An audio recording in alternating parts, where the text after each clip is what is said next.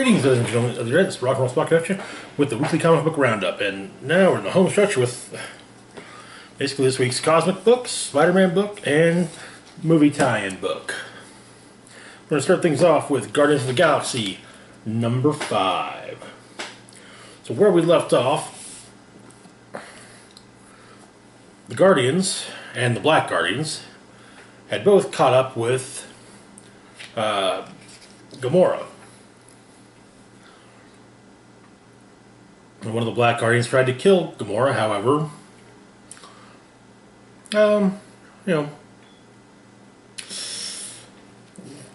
Star-Lord jumped in the way of the blast.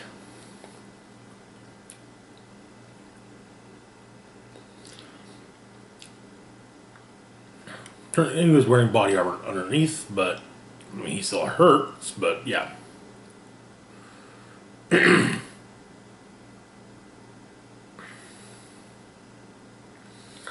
They don't know if she's dead or not, but... And so...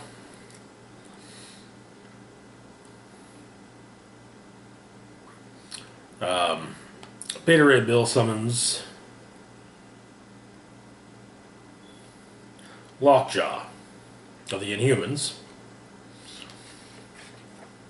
Has him get the scent of Gamora, and they go to find her.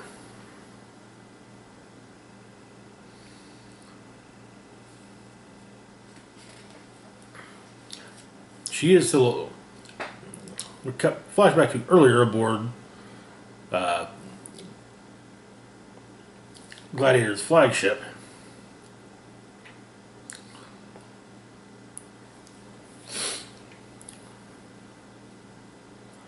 Where Eros was waiting for you. And so he turns out the Wraith was promised information about the being known as Null, presumably the same Null that is basically the symbiote god.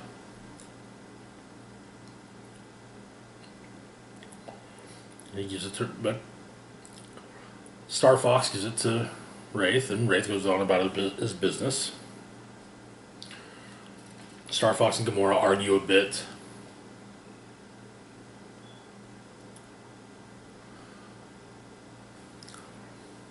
And, however, Hela shows up, runs Gladiator through, and the Black Order also pop up.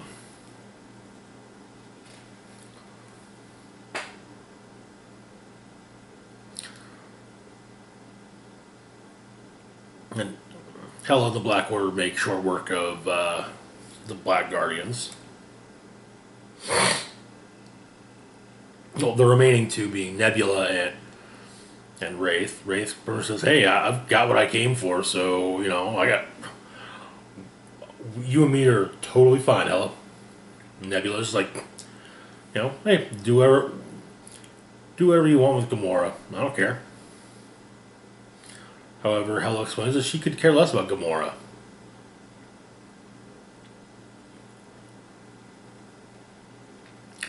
Turns out, it wasn't Gamora who had Thanos' personality when I downloaded into them. It was Star Fox. Which, to be fair, I kind of called that as soon as I saw that he survived the first issue. And so Thanos' personality takes over Star Fox.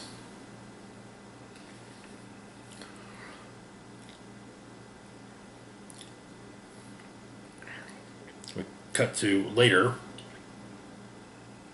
The Guardians arrive. Well, later from then and right after earlier. It made sense in my head when I said it. And it's explained that it was Eros who was Thanos, and Thanos is back.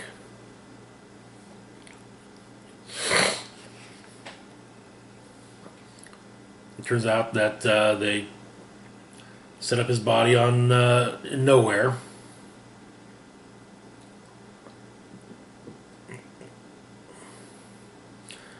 And Thanos, in the form of Star Fox, says that he feels sorry for his brother because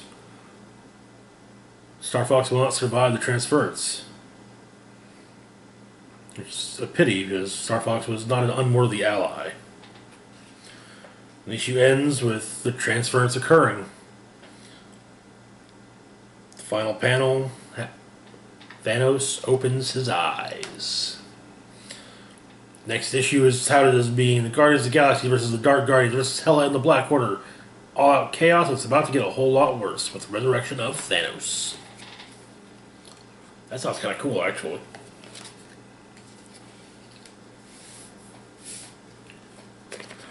Alrighty, moving on to Old Man Quill, number 5. Where we left off, the Guardians were beginning to garner a reputation, doing heroic deeds and whatnot.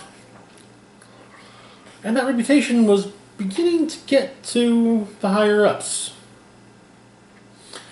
Also, word was getting out to the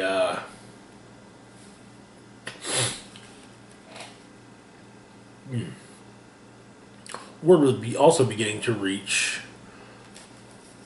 the Shi'ar Imperial Guard, who are now working for the Universal Church of Truth. So we begin at an undisclosed location which houses a rebel encampment. One of the rebels showing leader is what was seen, Star-Lord fighting Fin Fang Foom. And the rebel leader in question, who turned out to be Vision, identifies him as Star-Lord. And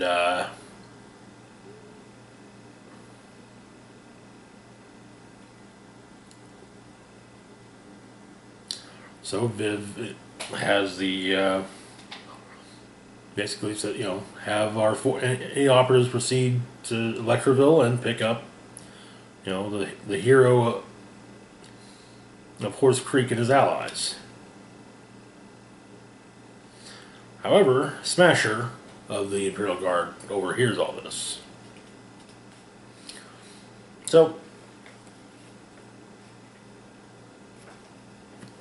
the little hologram thing that Peter has with him and his family, sadly, it appears to be on the fritz.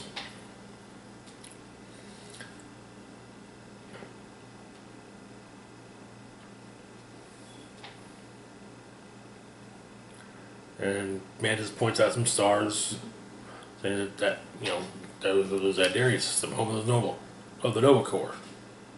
That's where the Universal Church of Truth was headed when they left.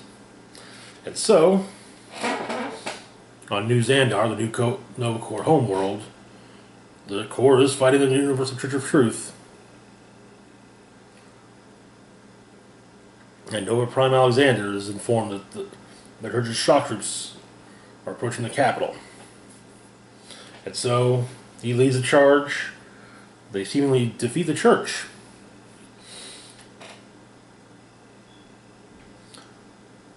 But they left a device behind, a device of some kind. And we see a shadow fall, and though Alexander says, Nova Prime, somebody says, "Dear God, it can't be." That's the last we see of that. Later that night, back on Earth, later that night, the Guardians wake up and hide from a probe.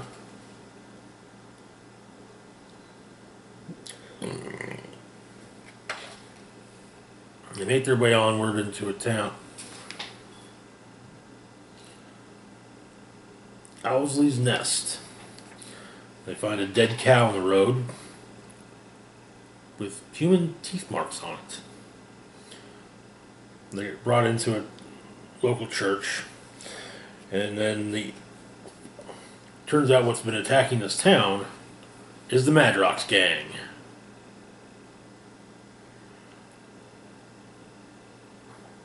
And it turns out that there is a way to permanently kill them. You gotta go for the head, though.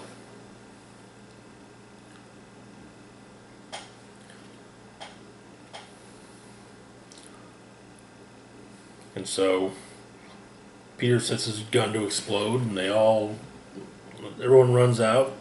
And the church itself explodes as well, taking out the Madroxes with them.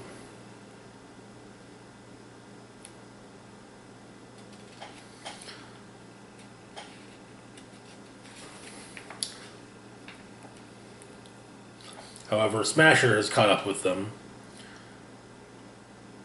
claiming that he has sinned and defied the church. But rejoice, for he will soon be reunited with his loved ones in hell. There's a massive explosion, and that's where the issue ends. But there's another issue. I would presume that at least Star-Lord survives, if not the rest of the Guardians as well. Or most of them, at least. Anyway, moving on to Spider-Man Life Story number 3, the 80s. So where we left off, Peter Parker discovered that his wife, Gwen Stacy, his wife, had been replaced by her boss with a clone.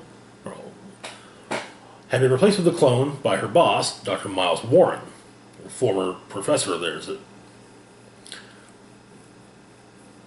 was all part of a plan to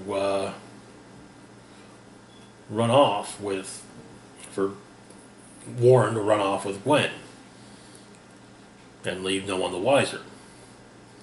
However, the cloning was, of course, being financed secretly by Norman and Harry Osborn, who also had a clone of Norman created, as well as a clone of Peter created.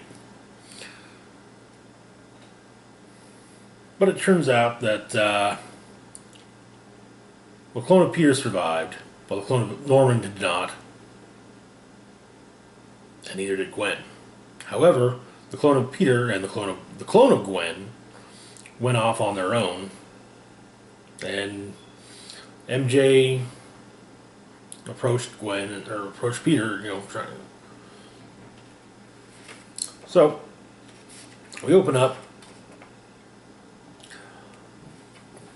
Mary Jane is in the hospital in labor. She's sitting with Aunt May, who's not doing the best up here.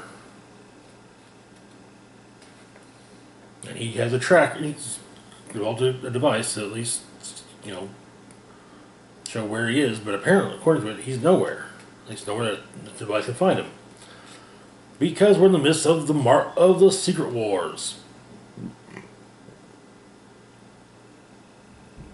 All the heroes and all the villains fighting each other on a planet called Battle World.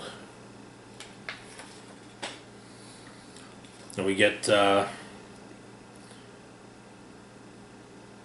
Peter Parker and Reed Richards mending fences with one another. Thor and Hulk tell Peter of a device in the next room that can repair his costume. And a black ball shows up and he picks it up, and it's the alien costume. So he returns.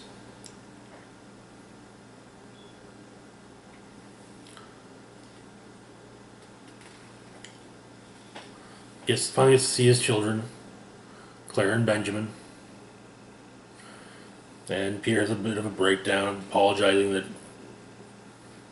apparently the whole world has gone crazy. And Peter explains that for years, tensions between the U.S. and Russia escalated. The Cold War, with Russia fearing an eventual superhero invasion. The threat of an arms race they couldn't win. So, when suddenly the greatest American superheroes disappeared, they struck. America struck back, but Russia had superpowered beings as well, none of whom disappeared. One was Ivan Kragoff, the Red Ghost, a scientist who developed technology to render items intangible, like incoming missiles. The heroes left behind did their best against the Russian attack, but it wasn't enough. The Division altered the course of a missile to avoid Manhattan, but it still landed just outside of Allentown, Pennsylvania.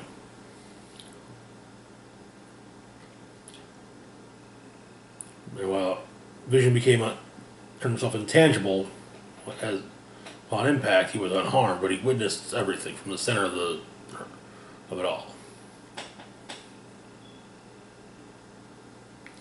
And so now, Peter, as it's explained earlier in the issue, has created Parker Industries. He's there helping to clean up the radiation, with various heroes going to Russia. However, other heroes have gone on directly to Russia. And him and Reed Richards are actually working to clear everything up. However,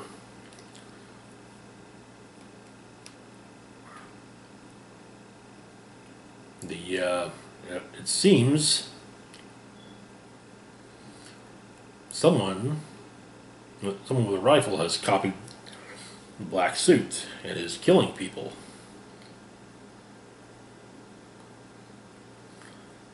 And turns out that both Reed and Peter have done scans of the black costume to discover that it's alive. That's right. It's attaching itself to Peter both mentally and physically. Turns out, though, that Aunt May has left with the babies. But he comes back. By the time he gets home, May is returned with the children. And a senior's home is suggested for May, which sparks an argument between the two.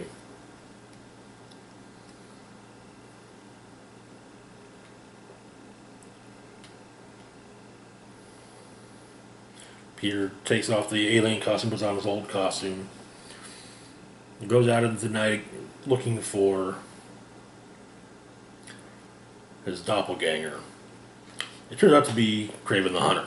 The two of them duke it out. And Kraven wins. Has Peter buried for Kraven's last huntish.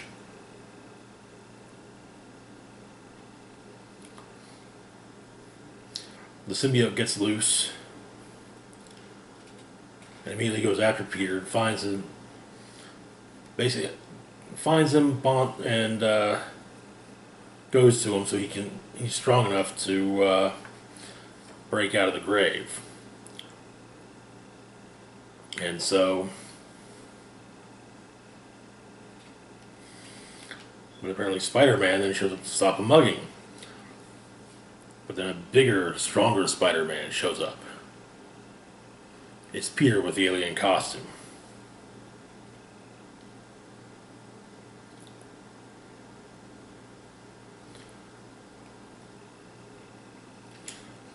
MJ hits him with a sonic weapon, which gets the symbiote off of him.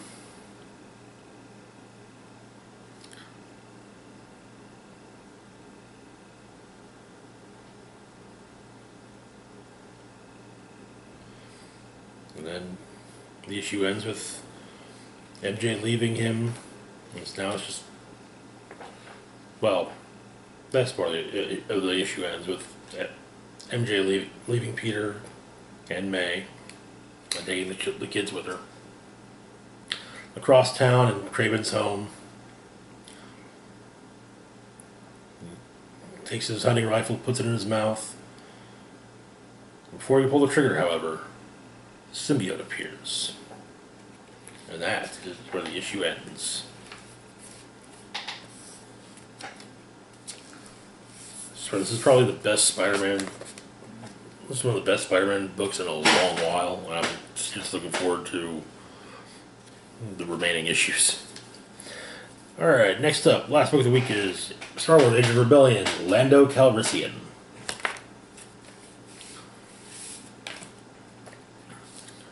Alright, so this takes place before the events of Empire Strikes Back. We open up with a workers' dispute on Cloud City. They're wanting paid. Finally, however, Lando arrives and says, "Hey, here you go. Here's money. Drinks are on me." But turns out that the gas mine is not going to pay for everything that it needs to pay for. So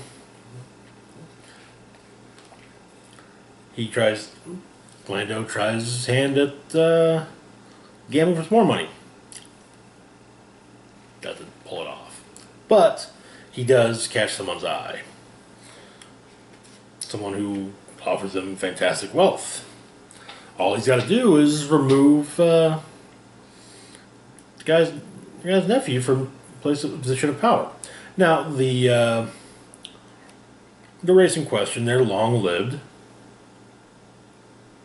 So, years from now, after Lando has enjoyed a long, incredibly full, and incredibly wealthy life, this race will merely have had a brief vacation, and the facility will, return to family control. So, Lando shows up and explains that, finds the guy's nephew, says, "Hey, you're being replaced by order of your uncle." And so, yeah. Everything's all right. Everything's going just fine. Plenty of money to sustain Cloud City, pay off debts. But turns out that now they're evacuating the locals from the planet.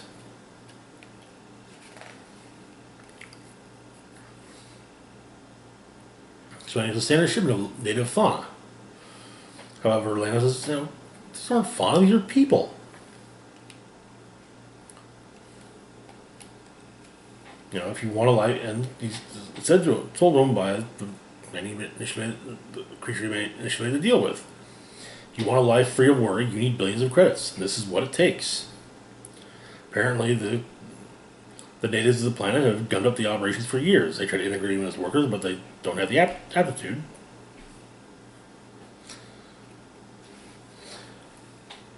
And so, Lando has them all freed, and he goes back to Bespin.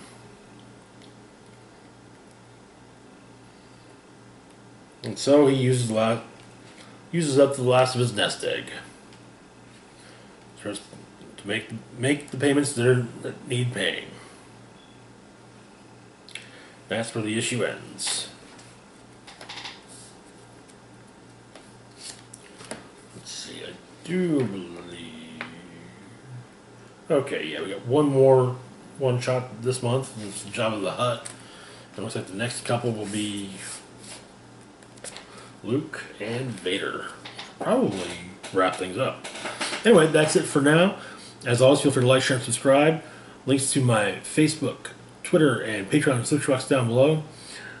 Hit the bell icon to be notified when I put up new content. And as always, this is Rock and Roll Spock signing off saying, live long and rock hard.